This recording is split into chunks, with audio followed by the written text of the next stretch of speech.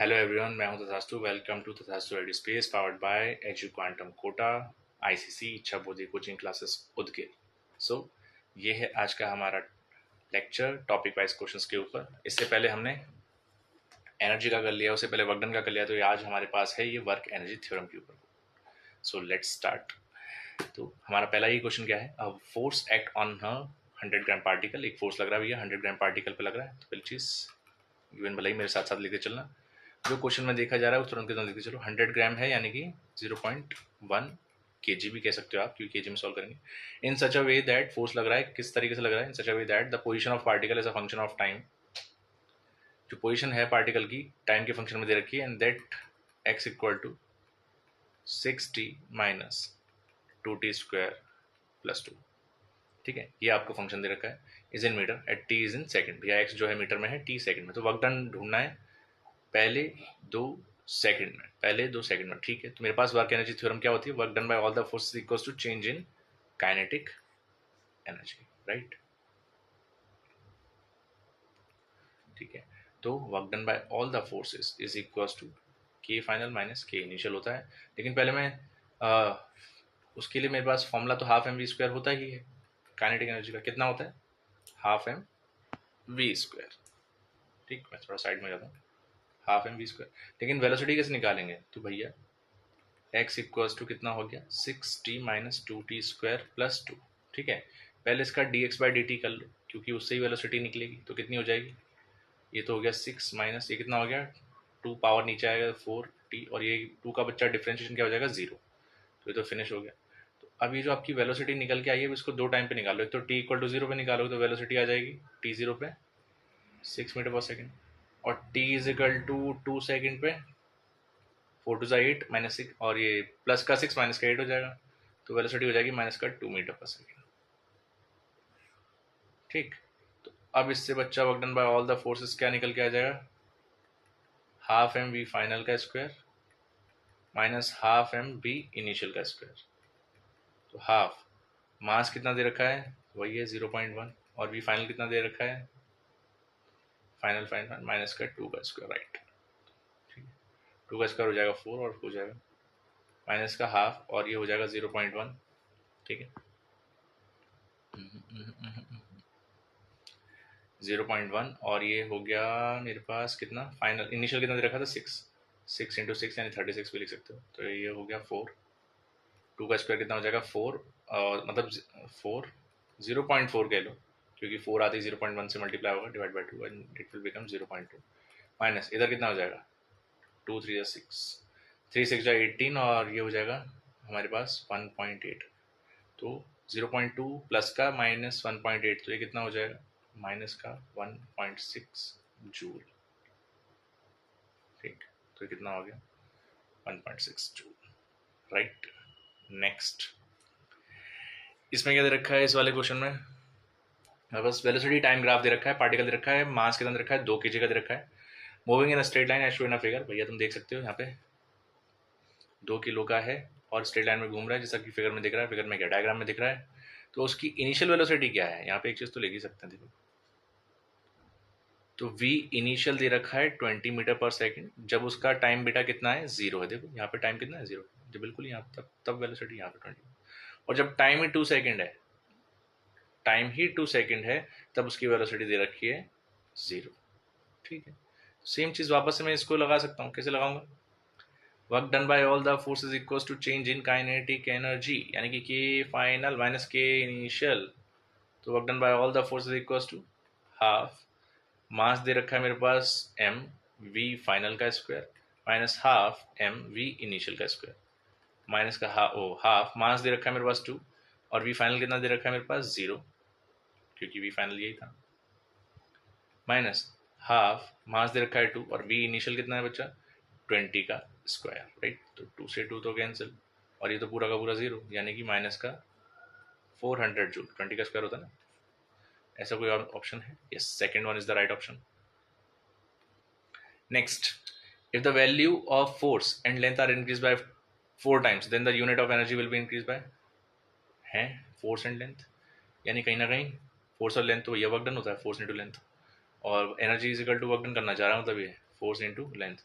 ठीक है, पहले तो भैया वर्क डन की ये होता है, अब दोनों को ही वो क्या कर रहा है, 4 गुना कर रहा है, तो फोर्स भी 4 गुना, लेंथ भी 4 गुना, तो टोटल कितना हो गया 16। तो भैया 16 गुना बढ़ रही है एनर्जी, कितने गुना बढ़ रही है, 16 गुना। ठीक है, एनर्जी कितना गुना बच्चा, 16 टाइम्स। राइट, एक और लेते हैं। A body weighing 80 Newton is moved up slope, ले भैया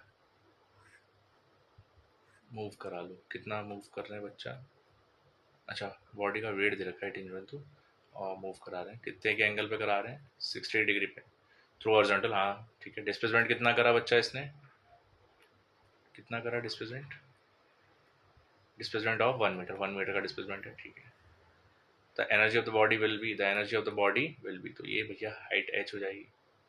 ठीक है ठीक है ठीक है ठीक है ठीक है, तो उस टाइम पे बच्चा मैं क्या करूँगा, अब जो मेरे पास ऐसी कोई भी कंडीशन होगी तो उसके लिए क्या कर सकते हैं, नीचे तो यार उसकी कोई एनर्जी नहीं थी, तो ऊपर वो एनर्जी क्या होगी, जो भी होगी पोटेंशियल एनर्जी होगी, एम जी एच होगी, और वेट दे रखा है 80 न्यूटन, वेट यानी कि 80 न्यूटन, यानी कि एम जी ही दे रखा है 80 न्यूटन। ऑल राइट, ठीक है, तो ये मेरे पास क्या हो जाएगा, असली मसाले सच सच, एम जी एच, और हाइट, हाइट के लिए क्या करना पड़ेगा, कुछ जुगाड़ बिठानी पड़ेगी, हाइट तो ही नहीं अपने पास। तो सर 60 डिग्री दे रखा है, तो मैं यहाँ से साइन 60 निकाल लेता हूँ पहले, sine 60 is equal to perpendicular upon hypotenuse, और परपेंडिकुलर दे रखा है मेरे पास एच, और हाइपोटेनियस तो 1 दे रखी है, हाइपोटेनियस 1 मीटर ही तो चला है वो डिस्प्लेसमेंट, और साइन 60 की वैल्यू होती है √3/2। एच एक्चुअली मेरे पास एच कितना आ गया, √3/2, तो एच की जगह मैं क्या लिख सकता हूँ, √3/2, क्योंकि 1 तो ऐसे ही है, 1 तो इधर मल्टीप्लाई कर लो, क्या हो जाएगा, तो 2 से 80 गया 40, तो इज इक्वल हो जाएगा बच्चा 40√3। ऐसा कोई ऑप्शन या आंसर आ रहा है तो उसे टिक कर दो आंख बंद करके। ठीक है, then a particle move in a straight line with retardation proportional to its displacement, एक पार्टिकल है भैया, रिटार्डेशन कर रहा है, प्रोपोर्शनल है उसके डिस्प्लेसमेंट पे, it's loss of kinetic energy for any displacement x is the proportional to, पहले तो वो बोल रहा है काइनेटिक एनर्जी का क्या रिलेशन होगा डिस्प्लेसमेंट के साथ। ठीक है, देखते हैं, एक मिनट रुको, पहले एक्सेलरेशन का तो बिठा लें, उसने बोला रिटार्डेशन प्रोपोर्शनल टू डिस्प्लेसमेंट, तो भैया जो एक्सेलरेशन है तो प्रोपोर्शनल है किसके, डिस्प्लेसमेंट पे। ठीक है, लेकिन ये रिटार्डेशन है, मतलब जो भी आएगा, जैसे सपोज कर प्रोपोर्शनल हटा के कोई कांस्टेंट आ गया, के आ गया, तो वो नेगेटिव में आएगी, वो रिटार्डेशन, रिटार्डेशन क्या होता है, नेगेटिव एक्सेलरेशन एक तरह टाइप की। ठीक है, लेकिन यूनिफॉर्म। ठीक है, तो उसको हम रिटार्डेशन कह रहे थे। ठीक है, अब इस एक्सेलरेशन को कैसे लिख सकते हैं, कुछ वेलोसिटी की फॉर्म में तो हम dv/dt लिखते हैं, वैसे याद करो, एक्सेलरेशन को क्या लिखते हैं हम लोग, dv/dt लिखते हैं, और क्या लिखते हैं बेटा, लेकिन यहाँ पे x है, t तो है ही नहीं, तो क्या मैं dv/dx भी लिख सकता हूँ क्या, नहीं, हाँ v का मल्टीप्लाई कर लें तो लिख सकते हैं, तो ये कितना हो जाएगा v dv/dx, और ये कितना हो जाएगा माइनस का dx, तो v dv equals to minus का kx dx। राइट, अब आप इसका करोगे बालक इंटीग्रेशन, तो कितना हो जाएगा ये v²/2, और ये कितना हो जाएगा माइनस का k x²/2, है ना, और देखिए v²/2, अब बस मेरे को दोनों तरफ मास से मल्टीप्लाई करना है, तो ये हो जाएगा mv²/2, और ये कितना हो जाएगा माइनस का mk x²/2, तो ये हो गई बेटा तेरी काइनेटिक एनर्जी, और माइनस का mk x²/2, तो काइनेटिक एनर्जी प्रोपोर्शनल होगी किस पे, यस, x² पे। ये चीज़ समझ में आई, समझ में आई, समझ में आई, बार बार इसको देखते चलना, हम पहले इसको प्रोपोर्शनल कराएंगे x पे, जो कि रिटार्डेशन है तो माइनस का होगा, भले माइनस का हो प्लस का हो जो भी है, लेकिन ये माइनस का ही लेना है।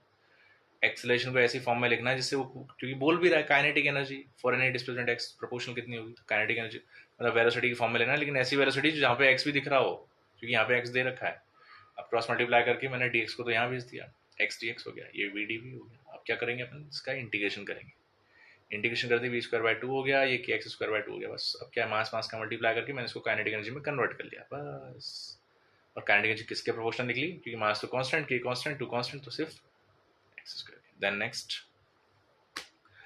अब ये क्या नया नाटक दे रखा है, 0.5 kg की बॉल है, thrown up with initial speed बच्चा कितनी देर दे रखी है हमारे पास, 14 metre per second, and reach the maximum height of 8 metre. 8 metre, ठीक है। How much energy dissipated by air drag, कितनी एनर्जी होगी? ऐसे तो दोनों फाइनल होती हैं, जितनी ऊपर जाते टाइम मतलब कि kinetic energy equal to potential energy होगी, ठीक है। लेकिन कुछ हवा के, जैसे ये मेरे पास बॉल है, किसी u वेलोसिटी से जा रही है, मतलब इसके पास कोई काइनेटिक एनर्जी तो है, ऊपर जाते टाइम एक टाइम पे रुक जाएगी, वहां इसके पास सिर्फ पोटेंशियल एनर्जी होगी। लेकिन वो कह रहा है सिर्फ 8 मीटर ही जा पाया, मतलब एनर्जी इसके अंदर ज्यादा थी और जाना चाहता, लेकिन सिर्फ किसकी वजह से रुक गया? हवाओं की वजह से, एयर ड्रैग इस पे लग गया। एयर ड्रैग लगा है बच्चा, क्या लगा है इस पे? Air drag. चलो देखते हैं, तो एक काम कर सकते हैं, इसके लिए क्या कर सकते हैं, पहले चल काइनेटिक एनर्जी निकाल लेते हैं। काइनेटिक एनर्जी कितनी होगी? Half m v square. तो मास कितना दे रखा है मेरे हिसाब से? 0.5, और वी स्क्वायर यानी 14 का स्क्वायर। पता है कि कितना होता है? ले चल, 2 बार 14 में से 196 होना चाहिए, लेकिन फिर भी लिख लो। ये कितना हो गया बालक? 7 टाइम्स, ठीक है। अभी हो जाएगा 7 4 28, 7 7 98, 98 इंटू 5, 98 इंटू 0.5, इस हिसाब से कितना होना चाहिए? कर लो, 5 8 40 का 4, 5 40, 49 आ रहा है, 49 जूल, ठीक। अब इतनी ऊपर आके बच्चा तेरी है जो पोटेंशियल एनर्जी है वो कितनी हो गई? mgh हो गई, ठीक है। और mgh कैसे निकालेंगे? मास दे रखा है 0.5, ग्रेविटी बच्चा लेते हैं अपन 9.8, अरे कहाँ गया, ग्रेविटी लेते हैं 9.8, और हाइट कितनी है? 8। तो अभी इसको हम क्या लिख सकते हैं?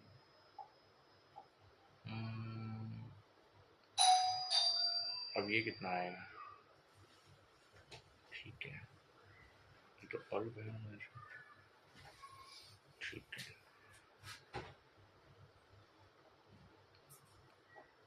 अच्छा 9.8 है, मैं 98 समझ बैठा मैंने कि ये तो 98 है, हट हट हट हट हट। तो कितना हो जाएगा वापस से? 4.9 इंटू 8, क्योंकि 49 तो ये आ रहा था ना, तो ये भी कितनी हो जाएगी? 4.9 और इंटू में 8, 2, तो ये हो जाएगा 293, दैट विल बिकम 39.2। अब माइनस करके देख ले बच्चा, एनर्जी डिसिपेटेड कह रहा है ना ये, तो 49 में से 39.2 हटा ले भाई, तो ये हो जाएगा 9.80 तो आ रहा है फिर भी, यस। तो 9.8 इज द राइट आंसर, मतलब एनर्जी इतनी बराबर होनी चाहिए, लेकिन कितनी और चली गई, तो कहीं ना कहीं 9.8 जूल बीच में से गायब है, जो कि एन एयर ड्रैग ले गया। चल ये भी क्वेश्चन फिनिश। एक और दे रखा है, सीमित तो क्वेश्चन है, ले रुक जा, लेकिन टिक करने में मजा आता है। हाँ भैया, नेक्स्ट क्वेश्चन की बात करते हैं। The only force F x acting on a 2 kg body as it moves along the x axis varies as shown in the figure. The velocity of the body along x axis is x equal to zero. X equal to zero पे 4 metre पर second, देखो बोल रहा है एक force लग रहा है, कितने पे, किस पे लग रहा है? 2 kg की बॉडी पे लग रहा है, एक्स एक्सिस पे जो घूम रही है, फिगर में दिखाया जा रहा है। तो वेलोसिटी जो बॉडी की है एक्स एक्सिस पे, एक्स इक्वल टू जीरो पे कितनी है? 4 मीटर पर सेकंड, ठीक है। एक्स इक्वल टू जीरो पे कितनी है? 4 मीटर पर सेकेंड। और kinetic energy of the body at x equal to 3 पे निकालनी है। कैसे निकालेंगे? वर्क डन, वही वाली बात, work done all the forces equals to kinetic energy का चेंज, के फाइनल माइनस के इनिशियल, ठीक है। के फाइनल निकालना है, के फाइनल निकालना है, किस पे निकालना है? एट एक्स इक्वल टू 3 पे निकालना है। एक्स इक्वल टू 3 पे कैसे निकालेंगे भैया?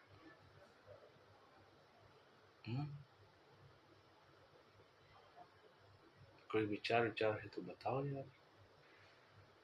2 kg की बॉडी तो दे रखी है, ठीक है, x इक्वल टू 3 पे पहले ये देखो साला फोर्स कितना है। x इक्वल टू 3 पे मेरे पास फोर्स तो ये, ठीक है,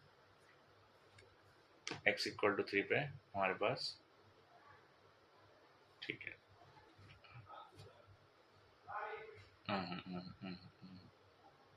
अच्छा, तब तक k इनिशियल निकालो। ठीक है, मेरे पास सिर्फ वेलोसिटी दे रखी है, तो work in force into displacement कितना होगा यहाँ तक बच्चा, जरा कैलकुलेट करो। x इक्वल टू 3 पे वर्क डन, देखो ये कितना है। एक मिनट, रेड पेन लेने दो। तो इस वाले ट्रायंगल का अगर आप एरिया निकालोगे तो वर्क डन ही निकलेगा, फोर्स इनटू डिस्प्लेसमेंट एरिया, तो area under the curve is always work done. Force और डिस्प्लेसमेंट का अगर आप एरिया निकालोगे तो क्या निकलेगा, वो वर्क डन निकलेगा। तो इसका बच्चा कितना आ जाएगा, half into base into height. तो base into height, half base कितना है बालक, 0 से लेके 1 तक यानी 1 है। हाइट कितनी है, 4 है, यानी कितना आ गया बेटा, 2। नीचे भी करेंगे तो बेटा इसका वर्क डन कितना आ जाएगा, हाफ, बेस कितना है 1 और हाइट कितनी है 4, तो इसका आ जाएगा 2। अच्छा, ये माइनस का 2 आएगा, चलो ठीक है, तो ये माइनस का 2 हो गया। ठीक है, तो माइनस के 2 से मैंने माइनस का 2 उड़ा दिया। चल ये तो खत्म। अब मुझे बस इसका ये वाला निकालना है, ये जो रेक्टेंगल सा दिख रहा है ना आपको, 3 तक के लिए निकालना था। 3 तक के लिए अपन ने यहाँ की और यहाँ की तो कहानी फिनिश कर दी। इसका करेंगे लेंथ इंटू ब्रेथ, तो लेंथ इंटू ब्रेथ, तो लेंथ कितना है बेटा 1 और ब्रेथ कितना है इसका माइनस का 4, तो बच्चा माइनस का 4 जूल। ठीक है, ठीक है, तो वर्क डन तो मेरे पास आ गया, इजी इजी। ठीक है, तो एट x इक्वल टू 3 पे मेरे पास वर्क डन आ गया बेटा माइनस का 4 जूल, और k इनिशियल होता है बेटा half m v square, minus का 4 इक्वल टू k फाइनल। ठीक है, माइनस का हाफ, मास दे रखा है 2 और v वेलोसिटी कितनी थी बेटा इनिशियल वाली 4 का स्क्वायर, यानी कि जो भी है 16 हो जाएगा। अभी देख, 2 से 2 उड़ गया। ठीक है, k final minus 16 equal to minus का 4, ये इधर आ जाएगा, तो माइनस का 4 प्लस का 16 इक्वल टू के फाइनल। ठीक है, तो कितना आ जाएगा 12 joule equals to k final, right. So 12 joule is the right answer. ठीक है, हर एक चीज़ को बहुत देख देख के सॉल्व करते चलना है, वैसे कुछ खास क्वेश्चन ये है नहीं। नेक्स्ट करें, है वर्क पावर एनर्जी क्वेश्चन, क्यों? अच्छा, conservative and non conservative forces के ऊपर आ गए। तो चलो भाई नेक्स्ट इसके ऊपर करते हैं। विच of the following statement is true, इनमें से कौन सा वाला ट्रू है। For work done by conservative forces, ठीक है, पाथ पे डिपेंड नहीं करता है। हाँ भैया, कंजर्वेटिव फोर्स है, पाथ पे डिपेंड नहीं करता। कंजर्वेटिव फोर्स अपना पाथ पे डिपेंड नहीं करता, सही बात है। It is equal to difference of initial and final potential energy of function. हाँ, ये बात भी सही है, जो हमारे पास वर्क डन बाय कंजर्वेटिव उसी को तो हम पोटेंशियल के डिफरेंस के बराबर लिखते हैं। और you final minus you initial करोगे, सॉरी माइनस का डेल्टा यू होता है, तो अंदर क्या होता है you final minus you initial. इसने बोला भी initial and final potential energy के डिफरेंस, तो जैसे ही माइनस का मल्टीप्लाई अंदर करेंगे तो you initial minus you final हो जाएगा। तो दूसरा स्टेटमेंट भी सही है। It can be recovered completely, yes it can be recovered, वापस से जाएंगे तो उतना ही आएगा। मतलब सारे स्टेटमेंट सही हैं, all of this, all of the above. So option 4 is the right answer. इसमें तो सॉल्व करने की जरूरत नहीं पड़ी। चलो नेक्स्ट देखते हैं।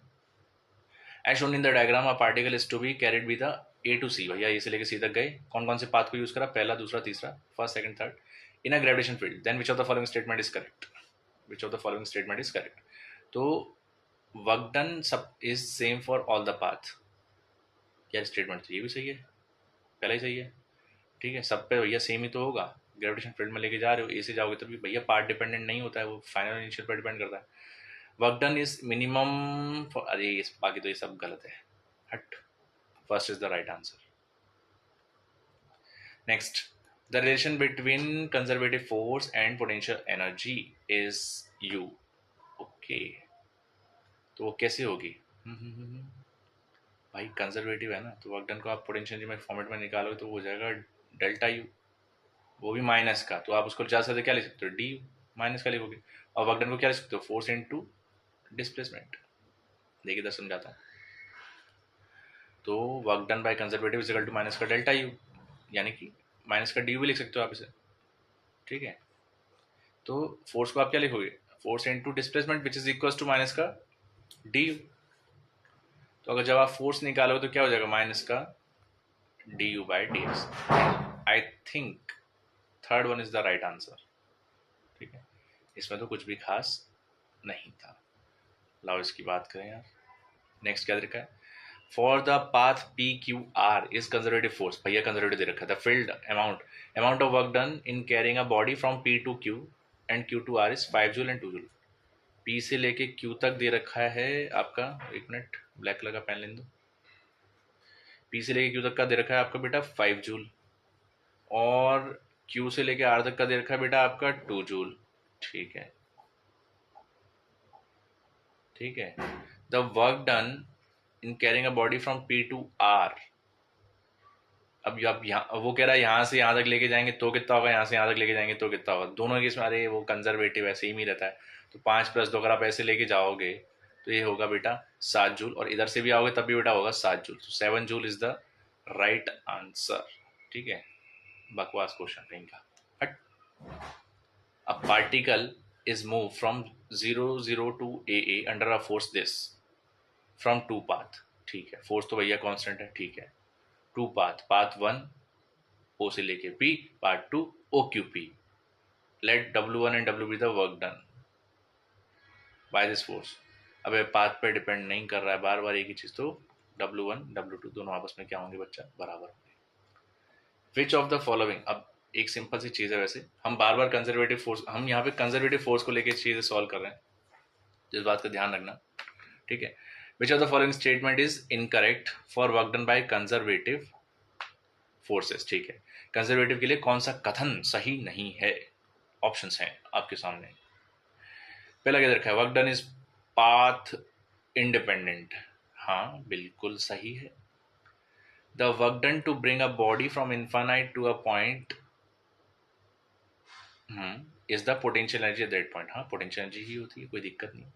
Work done by such forces is non zero if body return to its initial, ना यही गलत दे रखा है। क्यों, मैंने बच्चों को अपने को सिखाया है, जो अपने बच्चे हैं, बच्चा work done by conservative force को जब आप वापस से वो करोगे, उसका रिटर्न लेके आ जाओगे तो उसको जीरो आएगा। नॉन कंजर्वेटिव का आता है नॉन जीरो, जैसे फ्रिक्शन का आता है नॉन जीरो। तो याद करो, हम किसी बॉडी को नीचे से ऊपर लेके जा रहे हैं तो बच्चा कितना हो जाएगा mg, अब वापस लेके आ रहे हैं तो कितना हो जाएगा माइनस का mg। जब आप पूरे का सम करोगे, क्लोज लूप का सम करोगे तो कितना हो जाएगा, माइनस का mgh प्लस का mgh। कराया था नहीं कराया था क्लास में, जीरो।